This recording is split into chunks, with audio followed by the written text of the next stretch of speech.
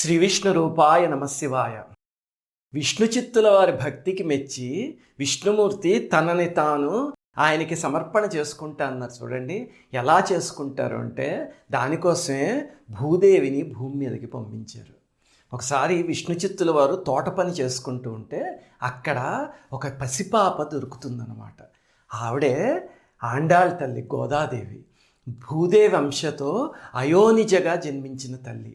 అంతే, ఇంకా ఆయన ఆనందానికి అవధులు ఉండవు. ఎందుకంటే పాపం జీవితంలో ఏ మాధుర్యాన్ని ఏ సౌఖ్యాన్ని చూడలేదు ఆయన. ఎంతసేపు భక్తి భక్తి భక్తి అంటే. ఇప్పుడు కూతురు దొరికేసరికి జనక మహారాజు ఆ రోజు సీతాదేవిని చూసుకుని ఎలా పొంగిపోయాడో అలా పొంగిపోయాడు ఆయన. పొంగిపోయి ఇంకా అల్లారముద్దుగా పెంచాడు అనమాట ఆ తల్లిని. అలాగే చిన్నప్పటి నుంచి ఆయన ఇంట్లో ఉంది కాబట్టి ఇంకా విష్ణు భక్తి ఆవిడకి అలాగనే అలవడిపోయింది. అందరికీ నమస్కారం. మన భారతీయ సనాతన ధర్మం గురించి, ఈ దేశంలోని మహనీయుల గురించి, ఆలయాల రహస్యాల గురించి ఎంతో పరిశోధన చేసి ఈ ఛానల్ని మీకు అందిస్తున్నాం. సబ్స్క్రైబ్ చేసి పక్కనే ఉన్న బెల్ ఐకాన్ని క్లిక్ చేయండి. ఆవిడకి చిన్నప్పటి నుంచి అపారమైన కృష్ణ భక్తి. యుక్త వయస్సు వచ్చేసరికి ఆ భక్తి కాస్త కృష్ణ ప్రేమ కింద మారిపోయి ఎలాగైనా కృష్ణుణ్ణే తన భర్త కింద పొందాలి అని చెప్పి ఒక రకమైన ఆరాటం మొదలైందనమాట. ఎందుకండి అంటే ఆ జీవ లక్షణం అది. మరి భూదేవి భూమి మీదకి వచ్చి మానవకాంత కింద పుట్టింది.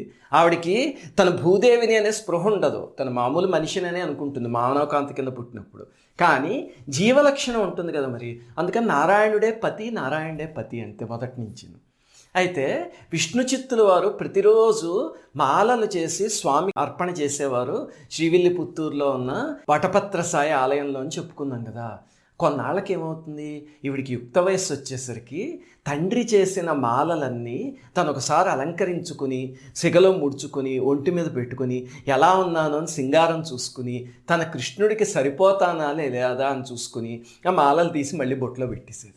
అలాగా ఆ తల్లి తన సింగారాన్ని ఎక్కడ చూసుకునేదంటే, అక్కడ ఒక బావి ఉండేది పెద్దది శ్రీవిల్లిపుత్తూరులో. ఆ బావి నీళ్లల్లో తన ప్రతిబింబాన్ని చూసుకునేది అనమాట. ఇప్పటికి కూడా మీరు శ్రీవిల్లిపుత్తూరు వెళ్తే కనుక మీకు ఆ బావి కనిపిస్తుంది. ఆ ఆలయం పక్కనే ఉంది, వెళ్ళి చూడవచ్చు. అయితే ఇలా కొన్ని రోజులు గడిచిపోతూ ఉంటే ఒకరోజు తండ్రి చూస్తాడు ఆ సంఘటనని. అంతే ఆగ్రహోదగ్రుడైపోతాడు అనమాట. ఏమిటిది, స్వామికి అర్పించాల్సిన మాలలు నువ్వు వేసుకుంటున్నావా? అంటే మన నిర్మాల్యాన్ని తీసుకెళ్ళి స్వామికి అర్పిస్తున్నావా? ఎంత అపచారం చేశావు, మహాపచారం అని చెప్పి కూతుర్ని చెడామడా తిట్టేస్తాడనమాట. పాప ఆ రోజు ఇంకా ఆలయానికి వెళ్ళడానికి మనస్సు ఒప్పదు. నారాయణుడి ముందు ఏ రకంగా నా మొహం చూపిస్తాను, ఇంత తప్పు జరుగుతోందా నా కైంకర్యంలో ప్రతిరోజు అని చెప్పి బాధపడిపోయి ఉపవాసం చేసి ప్రాయశ్చిత్తం చేసుకోవడానికి అలా ఉండిపోతాడనమాట. అప్పుడు స్వామి కల్లో కనిపించి, విష్ణు చిత్తా ఈరోజు మాలలు ఎందుకు సమర్పించలేదు అని అడుగుతారు.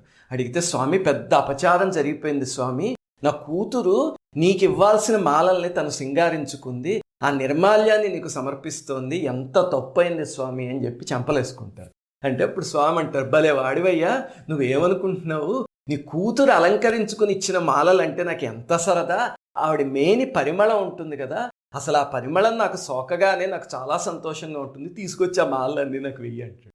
జగన్నాటక సూత్రధారి ఏమి నాటకాలు ఆడుతున్నాడో చూడండి. ఆ వచ్చిన తల్లికి తను భూదేవిని అని తెలీదు, విష్ణు చిత్తుల వారికి అమ్మవారని తెలీదు, ఎవరో మామూలు అమ్మాయి అనుకుంటూ ఉంటే ఆ అమ్మాయి ధరించిన మాలలు తనకి వేస్తేట సంతోషంట. ఎంత కొంటెవాడో స్వామి.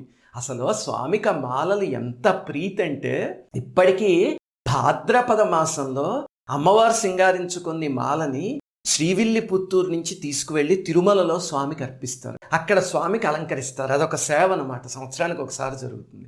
అంత ముచ్చట ఆయనకి.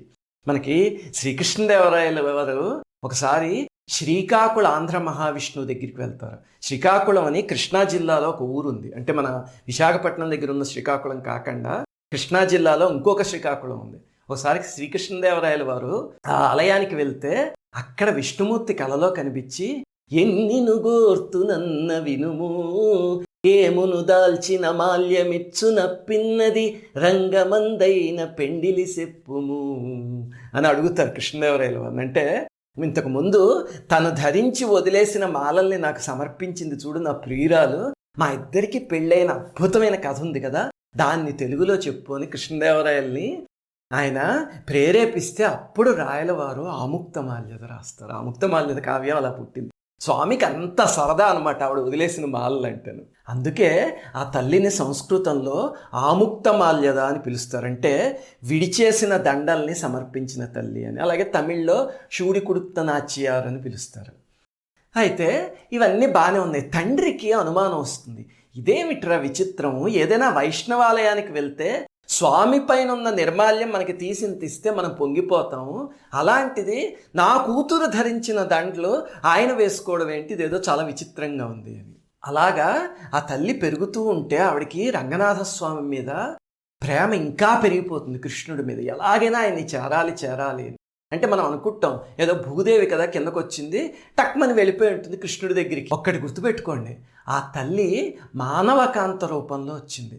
దాంతో ఆవిడ కూడా ఎంతో వేదనని అనుభవించి ఎంతో శ్రమపడి ఎంతో సేవ చేసి అప్పుడు స్వామిని చేరుకుంది.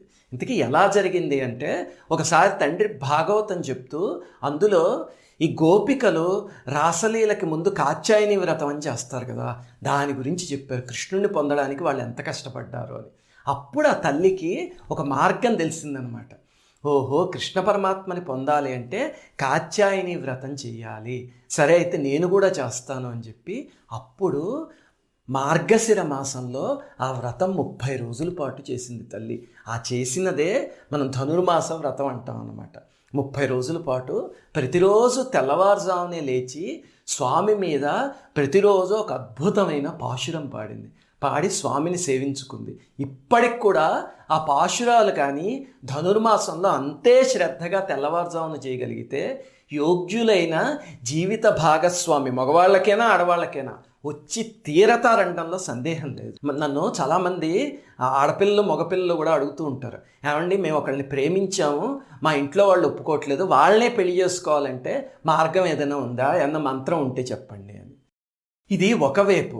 ఇంకొక వైపు వందలాది మెయిల్స్ వస్తూ ఉంటాయండి ఛానల్కి, మేము ఇలా ప్రేమించి ఇంట్లో కాదని పెళ్లి చేసుకున్నాము, ఆ తర్వాత జీవిత భాగస్వామి భర్త కావచ్చు భార్య కావచ్చు చాలా ఘోరంగా ఉంది వాళ్ళతో జీవితం, వెనక్కి వెళ్ళిపోదాం అంటే లేక ముందుకు వెళ్దాం అంటే లేక చాలా ఘోరంగా ఉంది, నా జీవితం అందరికీ ఒక ఉదాహరణ కావాలి, అంత బాధపడుతున్నాను నేను, ఇప్పుడు నాకేమైనా మార్గం చెప్పండి అని చెప్పి బాధపడేవాళ్ళు ఉన్నారు.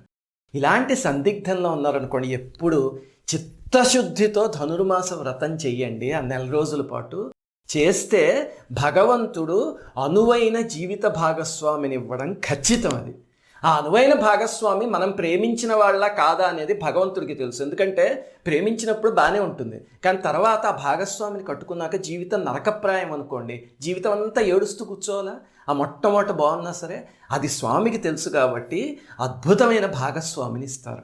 అంత శక్తివంతమైన వ్రతం ధనుర్మాస వ్రతం. అసలు ఆ తిరుప్పావు స్వామికి ఎంత ప్రేమ అంటే ధనుర్మాసంలో ఇప్పటికి కూడా తిరుమలలో ఆ 4 రోజుల పాటు పొద్దున సుప్రభాతం చేయరు, తిరుప్పావుతో స్వామిని మేల్కొల్పుతారు. అంత ప్రీతి స్వామికి ఆ పాశురాలంటే. ఇప్పుడు ఇంతకీ ఆ తల్లి అలా ధనుర్మాస వ్రతం చేసేసరికి అప్పుడు స్వామికి ఆ మెసేజ్ వెళ్తుందన్నమాట. ధనుర్మాస వ్రతం అంటే కేవలం ప్రియుణ్ణి పొందడానికి ప్రియురాలు చేసిన వ్రతం కాదది. ఒక జీవుడు భగవంతుణ్ణి పొందడానికి పొందే ఆరాటం. మీరు ఏ పాశురమైనా తీసి చూడండి, పైనుంచి చూస్తే ఒక మీనింగ్ ఉంటుంది, లోపలికి వెళ్ళి చూస్తే ఇంకొక డైమెన్షన్ ఉంటుంది దానికి. అంత అద్భుతమైన పాశురాలు అవన్నీ. ఆఖరికి స్వామికి ఆనందం కలిగి ఆ తల్లికి కల్లో కనిపించి ఆవిడికి భోగాన్ని పెడతాడు స్వామి. పెట్టి నిన్ను నేను దగ్గరికి చేర్చుకుంటాలని ఆరాటం అర్థమైంది అని ఆవిడికి అభయం ఇస్తారు.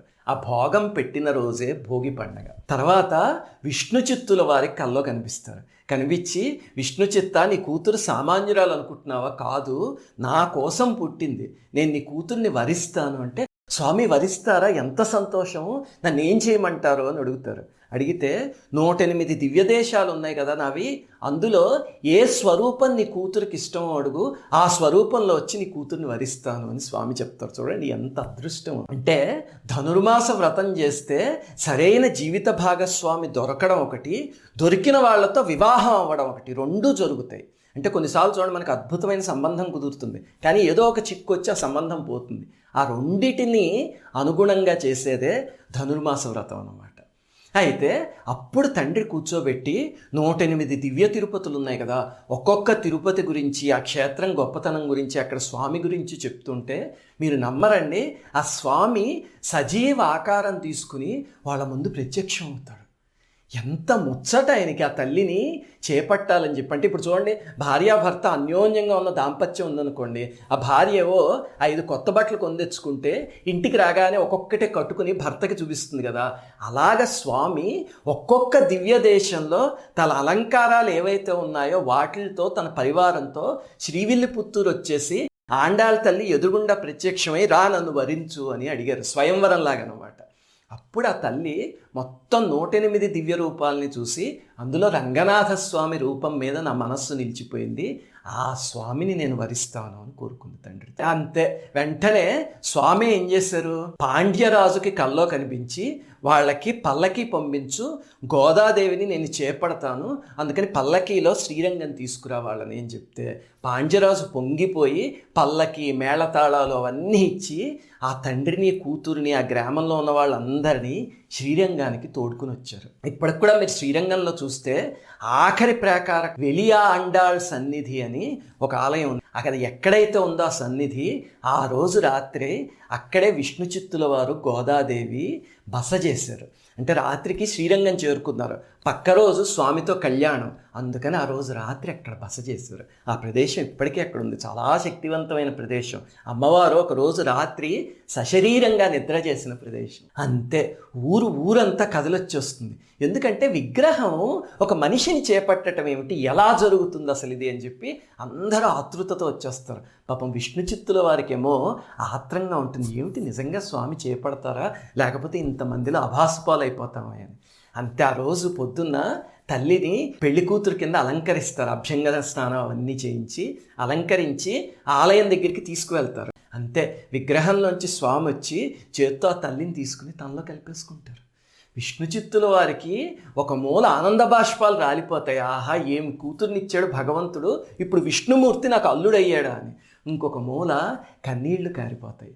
ఎందుకండి కన్నీళ్ళు అంటే, ఎంతటి ఆడవారు కావచ్చు, ఆడపిల్ల తండ్రి కదండి, ఆడపిల్ల అలా వెళ్ళిపోతే బాధ వేయదు. అభిజ్ఞాన శాకుంతలంలో ఒక చోట కణ్వ మహర్షి అంటారు, కాళిదాసు గారు శాకుంతలంలో రాసిన అద్భుతమైనవి 4 శ్లోకాలు ఉన్నాయన్నమాట. ఆ శ్లోకాల్లో ఒక చోట కణ్వ మహర్షి అంటారు, యాస్యత్యజ్య శకుంతలేతి హృదయం సంస్పృష్టముత్కంఠయ కంఠస్తంభిత బాష్పవృష్టి కలశశ్చింతాజడం దర్శనం వైక్లవ్యం మమ తావదీదృశమహో స్నేహాదరణ్యోకశః పీడ్యంతే గృహిణ కథం ను తనయా విశ్లేష దుఃఖైర్నవైహని. అంటే ఈరోజు శకుంతల అత్తవారి ఇంటికి వెళ్ళిపోతుంది, అడవిలో ముక్కు మూసుకుని తపస్సు చేసుకునే సర్వసంగ పరిత్యాగికి నాకే హృదయం అంతా బాధేసేసి పిండేస్తోంది. అలాంటిది పాపం గృహస్థులు అన్నేళ్లు కూతుర్ని పెంచుకుంటారు, అత్తవారి ఇంటికి వెళ్ళిపోతే ఎంత బాధేస్తుంది అని చెప్పి కణ్వ మహర్షి మనందరి తరఫున బాధపడిపోతారు. అది అలాగా విష్ణు చిత్తుల వారు బాధపడుతూ ఉంటే అప్పుడు రంగనాథ స్వామి, విష్ణు చిత్తా నువ్వు బాధపడకు, ఆండాళ్ళు నాలో కలిసిపోయింది కానీ ఇదిగో ఒక ఆండాళ్ళు మూర్తిని ఇస్తున్నాను అని చెప్పి ఒక విగ్రహాన్ని స్వామి సృష్టించి ఇస్తారు. ఇచ్చి ఇక నుంచి ఈ విగ్రహమే నిజమైన ఆండాళ్ళు అని చెప్తారనమాట. ఇంతకీ ఆ అర్చామూర్తి ఎక్కడుందంటే శ్రీరంగంలో 5వ ప్రాకారంలో వాయవ్యం మూల అనుకుంటా శ్రీరంగ నాచ్యారని అమ్మవారి సన్నిధి ఉంది. ఆ అమ్మవారి సన్నిధిలో ఆ మూర్తి ఇప్పటికీ ఉంది. మీరు అమ్మవారి సన్నిధికి వెళ్తే చాలా విచిత్రంగా, ఇదిగో ఇక్కడ చూపిస్తున్నట్టు 2 మూర్తులు ఉంటాయి అక్కడ గర్భాలయంలోనే. ఏమిటండి అంటే, మొట్టమొదట స్వామి తన చేత్తో సృష్టించి ఇచ్చిన మూర్తి ఒకటి, ఆ మూర్తిని అక్కడ ప్రతిష్ఠిస్తే ఈ తురుష్కులు దండయాత్రలు చేశారు కదా, అప్పుడు ఆ భక్తులందరూ రంగనాథ స్వామిని అమ్మవారిని ఇసుకలో దాచేశారు. అప్పుడు తర్వాత రంగనాథ స్వామి విగ్రహాన్ని బయటికి తీశాక అమ్మవారి మూర్తి ఆటోమేటిక్గా భూమిలోంచి బయటకు వచ్చేసింది. ఎలా వచ్చిందండి అంటే, భూదేవి కదా, ఆవిడ అయోనిజ కింద భూమిలోంచి బయటికి రాగాలేంది, మూర్తి రాదు బయటికి. అప్పుడు తురుష్కుల దాడప్పుడు ఇంకొక మూర్తిని ప్రతిష్ఠించి ఈ మూర్తిని కూడా మళ్ళీ తీసుకొచ్చి అక్కడికి పెట్టారు. అందుకే మీరు ఆలయంలోకి వెళ్తే ఇప్పటికీ 2 మూర్తులు కనిపిస్తాయి అక్కడ. అందుకని శ్రీరంగం వెళ్ళినప్పుడు తప్పకుండా ఈ ప్రదేశాలు చూడండి. అలాగే శ్రీవిల్లిపుత్తూరు తప్పకుండా వెళ్ళండి, మధురైకి దగ్గరలో ఉంది. ఒక రోజు కేటాయించేసుకోండి శ్రీవిల్లిపుత్తూరుకి. అక్కడ మొట్టమొదట వటపత్రశాయి ఆలయం ఉంది, పైన ఉంటుంది స్వామివారి ఆలయం. పక్కనే అమ్మవారు పుట్టిన ప్రదేశం, తులసివన, బావి అన్నీ ఉన్నాయి. ఆ పక్కన ఆండాళ్ తల్లి ఆలయం ఉంది, చాలా అద్భుతమైన ఆలయం. అందులో మూల విరాట్ చూస్తే విచిత్రంగా మీకు ముగ్గురు కనిపిస్తారు. ఆ చీకట్లో సరిగ్గా అర్థం కాదు. ఎవరు అంటే గోదాదేవి, పక్కన రంగనాథ స్వామి కృష్ణ పరమాత్మ, పక్కన గరుత్మంతుడు కూడా ఉంటాడు అదే పీఠం మీద. మామూలుగా గరుడు ఎప్పుడు స్వామికి ఎదురుగుండా ఉంటాడు కదా, స్వామి అక్కడ పీఠం మీద స్వామి పక్కన నిలబడి ఉంటారు. ఎందుకు అంటే ఆ గరుత్మంతుడి అంశతో వచ్చిన విష్ణు చిత్తుల వారే కదా మరి ఆయనకి పిల్లనిచ్చింది.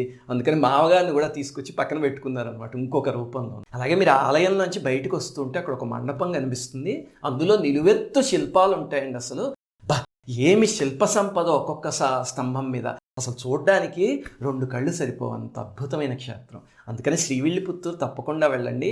వెళ్ళినప్పుడు ఒక స్పృహతో వెళ్ళండి. ఏమిటంటే స్వామి 108 స్వరూపాలతో ఇక్కడికి వచ్చి దర్శనమిచ్చిన అద్భుతమైన క్షేత్రం అనే స్పృహతో వెళ్ళండి. అప్పుడు ఆ యాత్ర ఫలిస్తుంది. శ్రీమాత్రే నమః.